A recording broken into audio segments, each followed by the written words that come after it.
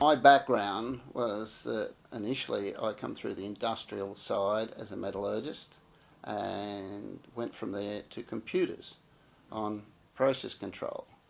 And it's only a small step, process control of industrial applications to control of body. So it was natural that when I got diabetes, I sort of went back to my process control and started treating my body. I discovered I had diabetes by my own administrations. I actually read an encyclopedia and I realised that of the 9 symptoms that they had recorded there, I had 7 of them. Consequently, I went and told my doctor I had diabetes, and he said, "Oh." And I insisted on a blood test. Well, anyone that knows anything about the figures, I was 32.0 blood sugar. And they were looking for me to put me into hospital. Sport has always been a big factor in my life. I've played a lot of sports. I've coached 5 different sports for juniors. But my one love is squash. That could explain why I owned a squash court for squash centre for 15 years, and that kept me pretty fit. And it was while I was in the squash centre that I developed diabetes.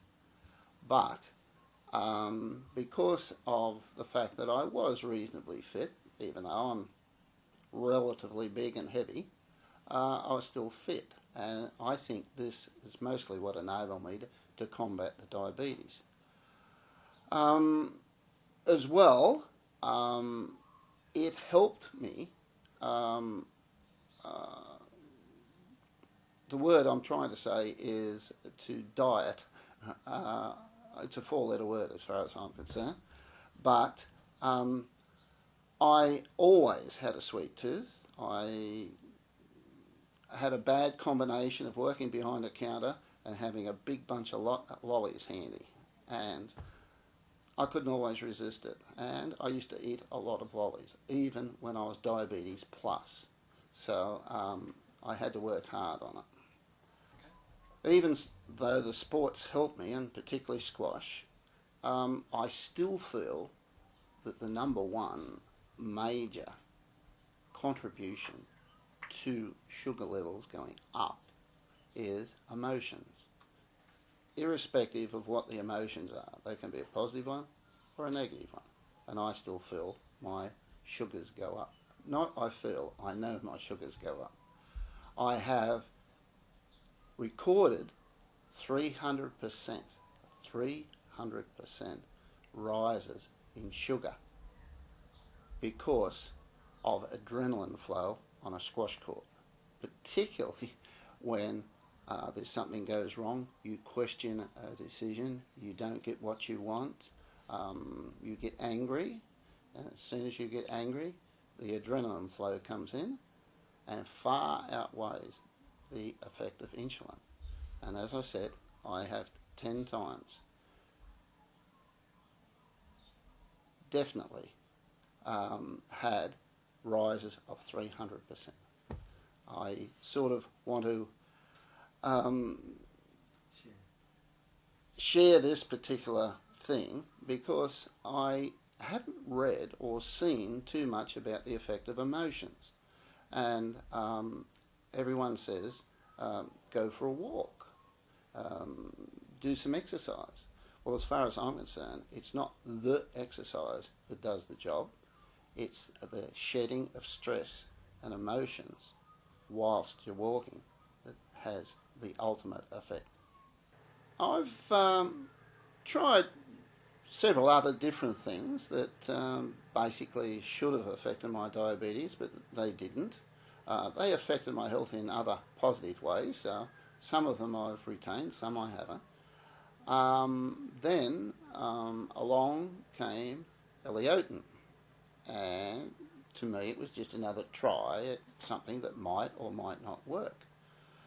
I started taking it, and After 4 days, I felt a change. I felt my sugars were starting to improve. And I found this hard to believe, but as I kept taking it, and I eventually took it for 2.5 months, my sugars improved.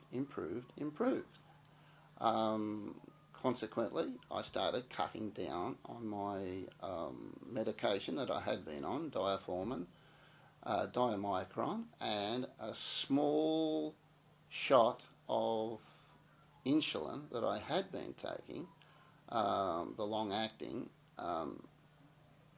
insulin, that I had to take at 2 p.m. on one afternoon for it to work for me at 4 a.m. the next morning. Because doing tests, I'd found out that I went up in sugar significantly between 4 a.m. and 8 a.m. And I found that if I wiped this out, I was right for the rest of the day and my medication would hold.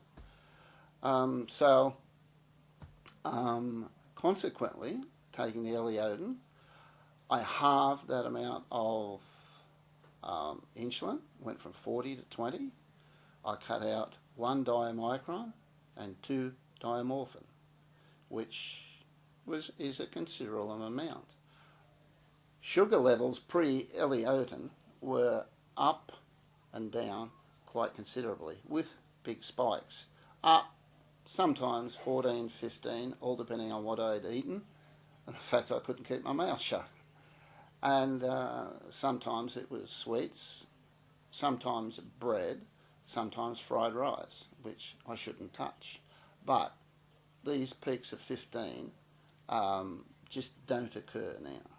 And I find that there's a level at which it cuts out, and I call it a level at which I maintain. I don't think I get a spillover of sugar into my urine, which is at 10.2. And I call this eutectic level. Whether it's right or wrong, that's coming from my metallurgical background.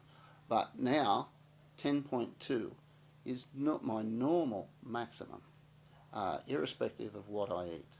Yep. As you can see from this plate, this isn't what you should be eating if you're a diabetic. Now, yesterday I had that plus a big piece of chocolate cake. That was my grandson's 5th birthday. Now I had that and said, okay, I'll have to have a needle. 2 hours later, I was 8.4.